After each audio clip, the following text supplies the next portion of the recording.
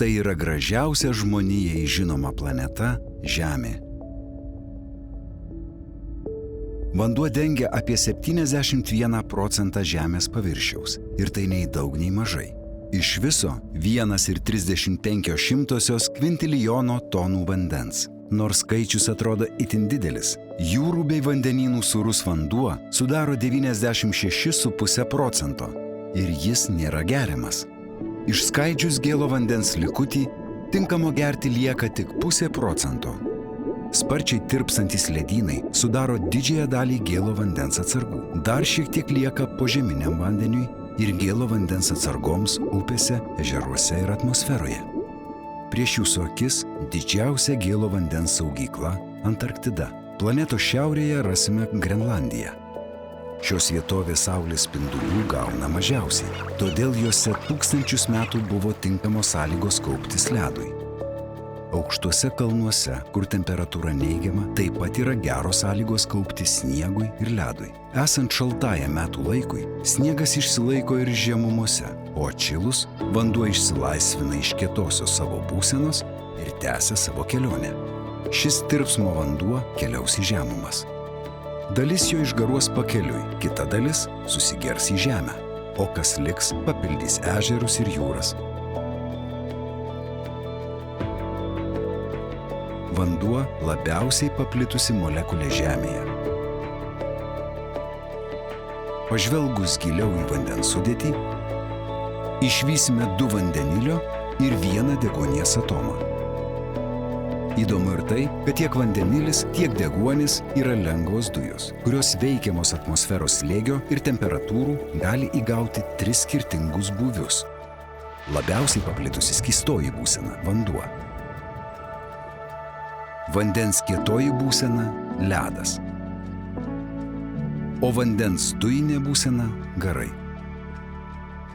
Šildant Saulei, visas planetos vanduo nuolat juda ir keičia savo formas. Šiame etape vanduo iš skystosios būsenos pereina į dujinę, vyksta garavimas. Procesas stiprėja kylant aplinkos temperatūrai. Ir labai gaila, tačiau žmonės savo veiklomis šį procesą dar labiau paspartino.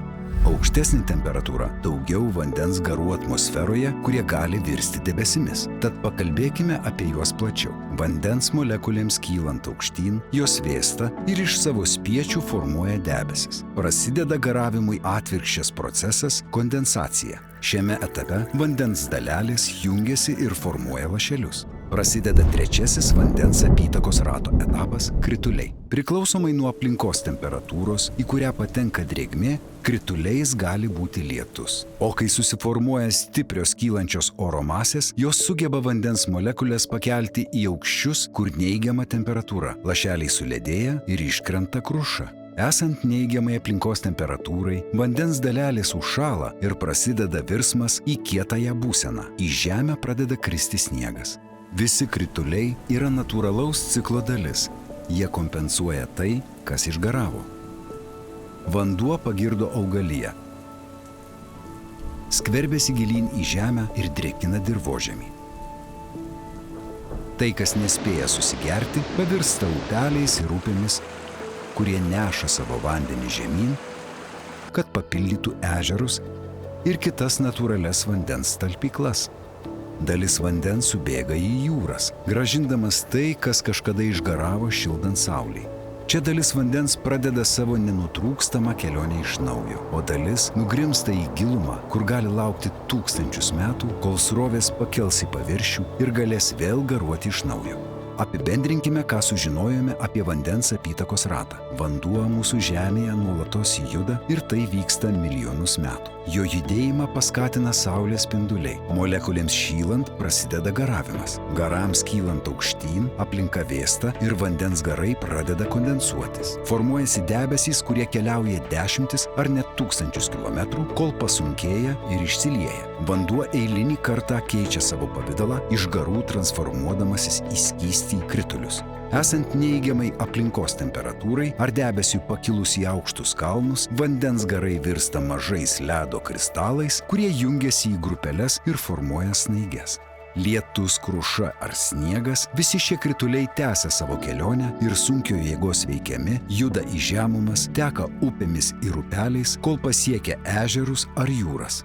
Visai gyvybei vanduo yra pagrindinis elementas, be kurio ji neišgyventų. Įdomus faktai apie vandenį. Vanduo dalyvavo gimstant žemei, todėl jam yra apie 4,5 milijardo metų. Požeminis vanduo, kurį gauname iš gilių gręžinių, gali būti tas pats, kurį gėrė dinozaurai.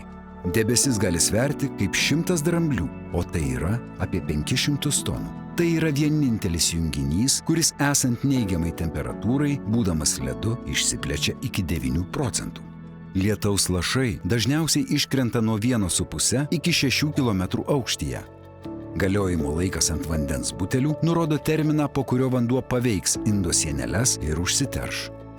Vienam mėsos kilogramui užauginti pramoniniu būdu prireikia nuo 2 iki 25 tūkstančių litrų vandens. Žemdirbystė sunaudoja apie 70% viso žmonių sunaudojamo vandens. Saugokime ir branginkime vandenį. Jis mūsų gyvybė.